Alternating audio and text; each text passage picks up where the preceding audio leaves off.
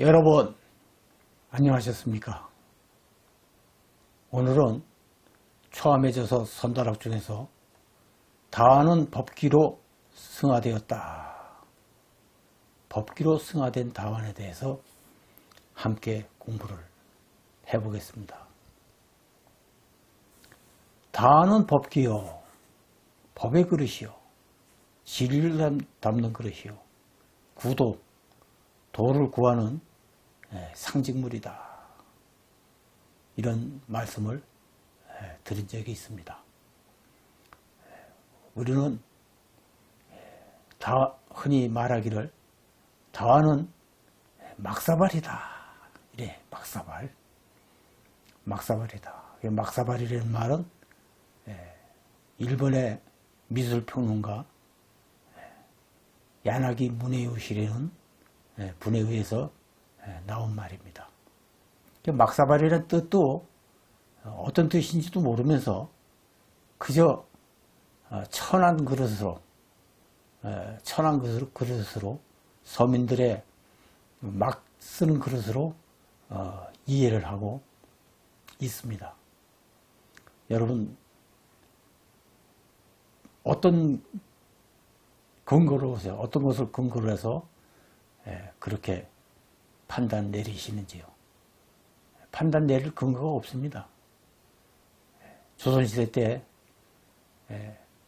서민들은 감히 도자기를 쓸 생각을 못했고 시대가 시대인 만큼 빈천하기 이를 데 없는 시절이었습니다. 그런데 서민들의 막 쓰는 것으로 막사발을 평가한다. 그것이 다환이다. 그것이 야나기 무네요식의 이론이다 생각하시는데 전혀 그렇지 않습니다. 야나기 무네요시의 이론은 막사발이라는 건 안일막자, 사발, 국그릇, 밥그릇이 아니다. 다환은 법기요, 구도를 상징하는 도구이다.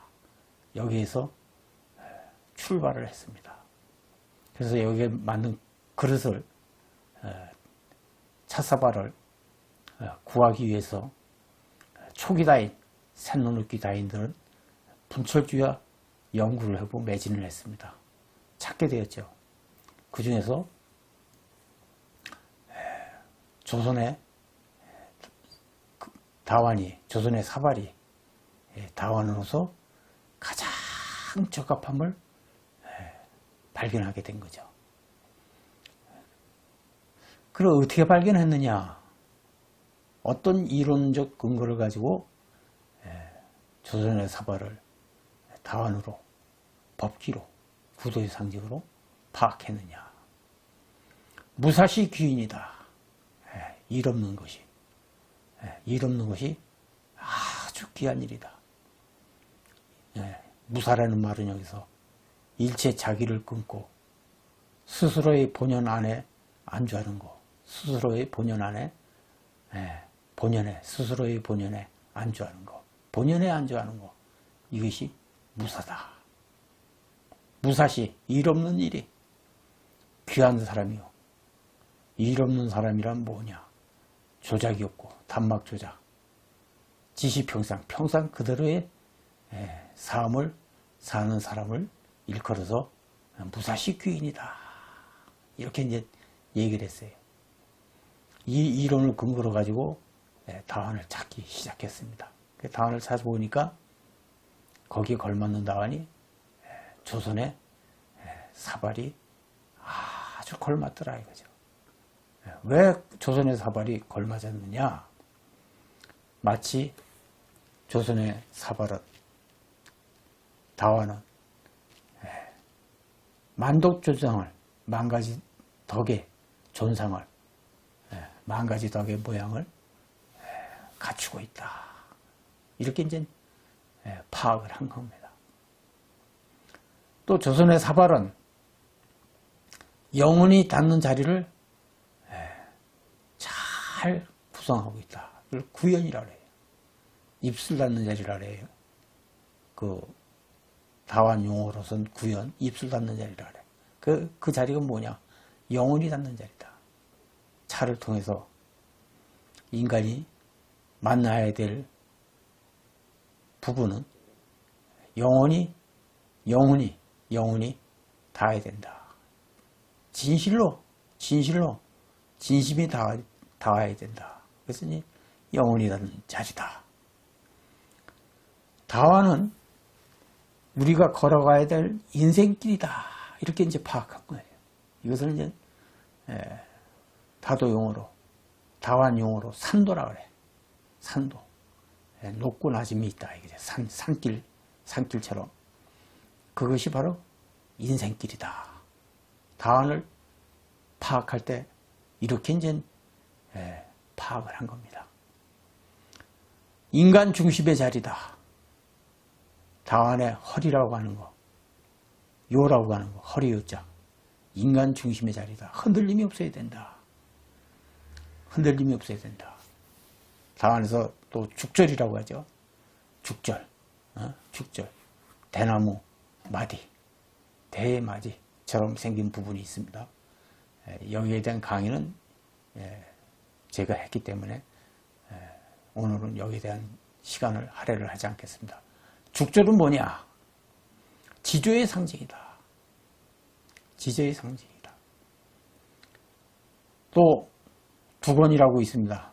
두건은 자유로움의 상징이다. 자유로움의 상징이다.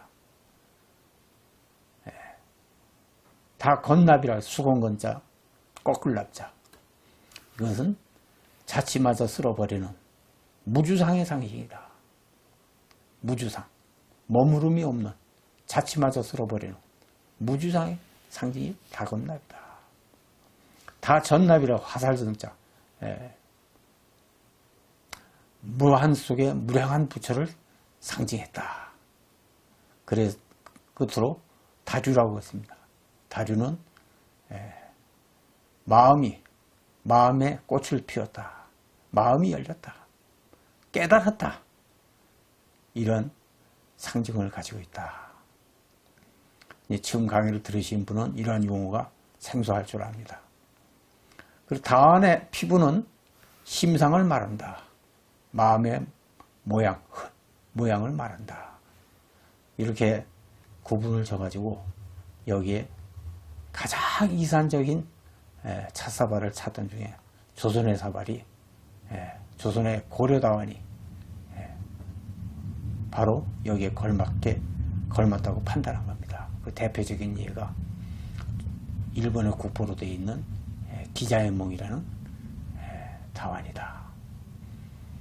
근데 우리는 막사발이라는 말에 걸려가지고 이러한 다완의 깊이라고 할까요?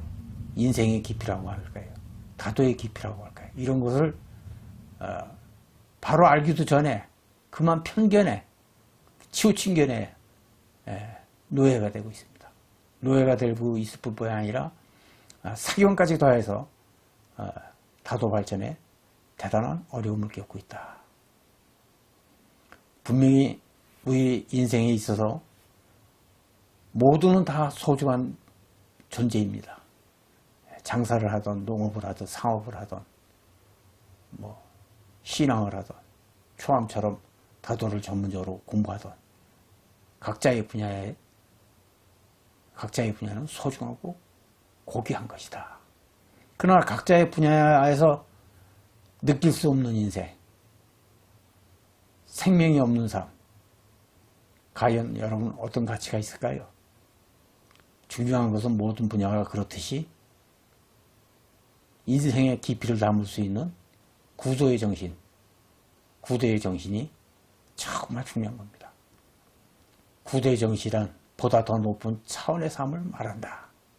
우리 인생에 있어서 이것이 없다면 빛이 없는 것과 마찬가지며 소금이 없는 것과 마찬가지.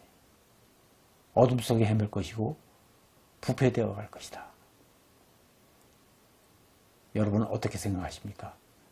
그래서 빛과 소금의 역할을 하는 게 다도에서 바로 다완의 선정입니다. 어떻게 선정을 할까, 다완을? 그것은 구도의 상징이요 법기라고 판단을 한 것입니다. 누가 뭐라고 해도 말차다도의 격은 제일 높은 격은 다환이며 다환은 그대로 구도의 상징이다.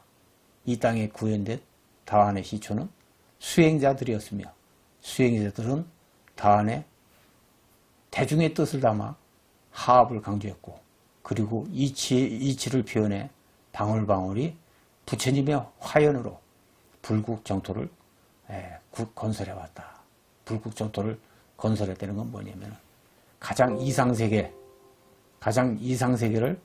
의미하는 겁니다. 이 문화가 그대로 일본으로 건너간 것뿐이고 건너간 것뿐입니다. 그런데 우리는 우리의 혼을 잃고 말차다도를 일본 것으로만 각인시키고 있으니 이 얼마나 안타까운 일이냐. 모르면 주어져도 모른다 했다. 때를 기다릴 수밖에. 때를 기다린다 하면 우리들의 변화, 말차다도의 새로운 인식을 말하는 겁니다. 이 변화라고 하는 것, 이것은 발전을 의미하는 것이고 발전에는 혼가정신이 뒷받침되어야 한다. 혼가정신을 다스리는 것이 바로 말차다도이다. 그래서 말차다도는 유의가 아니고 낭만이 아닙니다. 말차다도의 정신과 혼을 담아낸 것이 바로 다환이고 그래서 다환을 위대하게 생각하는 겁니다. 다환을 지닌 사람은 강명의 깃발을 지닌 것이고 강명의 깃발을 지닌 사람은 마음에 유실력이 깃든다고 하는 겁니다. 그 유실력이 깃들고 강명의 깃발이 있기 때문에 오늘날 다환을 국보로 숭상하는 겁니다. 근데 이러한 올바른 숭상은 어디 가고 우상숭배의 본질의 뜻과 달리 우상화되어 가는 것은 오늘날 우리의 아픈 현실이다. 이렇게 얘기할 수 있겠습니다. 이제 다환은 구도의 상징으로 인식의 전환이 필요하다. 오늘의 다환에는 이것이 필요하다. 그런데 돈은 오간되었고 우리의 다환은 세속적인 것에 오염되고 생명력을 스스로 끊고 있다. 다인들에 의해서 다환의 순수성을 뺏어가는 것도 다양하게 추해지는 것도 결국은 우리 자신이다. 우리는 모두 불성을 지닌 위대한 인물이다. 부처님의 성품을 지닌 위대한 인물이다.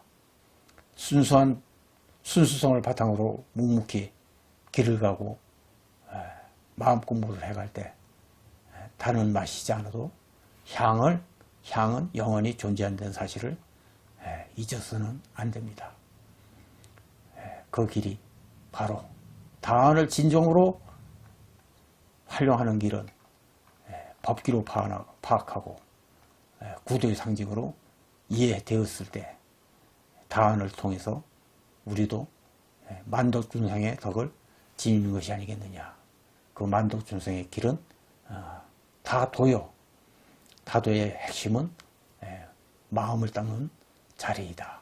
그래서 수행자의 법기로 출발된 것이 다환이다 하는 사실을 여러분들이 기억해 주셨으면 고맙습니다.